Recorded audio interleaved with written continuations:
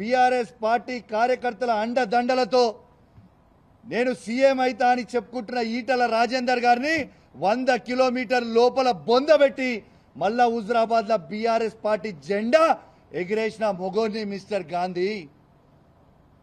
నీలాగా పూటకొక పార్టీ పూటకో నిమిషం మారే బ్రోకర్వి నువ్వు. ఇలా కంచెలేసి ఇలా మీరు నన్ను ఆపిర్రు, పర్వాలేదు. యావత్ తెలంగాణ ప్రజలు మొత్తం కూడా చూస్తూ ఉన్నారు. ఇలా మీరు బీఆర్ఎస్ పార్టీయా కాదా అనేది మొత్తం ప్రజలు చూస్తూ ఉన్నారు. మీరు వాడే భాష షేర్లింగం పెళ్లి ప్రజలు మొత్తం కూడా చూస్తూ ఉన్నారు. ఇంకోటి కూడా చెప్తున్నా మిస్టర్ గాంధీ గారు, నేను ప్యూర్ తెలంగాణ గడ్డ మీద పుట్టిన బిడ్డని. ఏడు నుంచో వచ్చి మా గడ్డ మీద కూర్చొని నువ్వు సవాల్ విసురితే చూసుకుంటా ఊకోనికే ఇక్కడ భయపడతాం అనుకున్నావా ఏంది బిడ్డ? ఇవాళ కేసీఆర్ గారి నాయకత్వంలో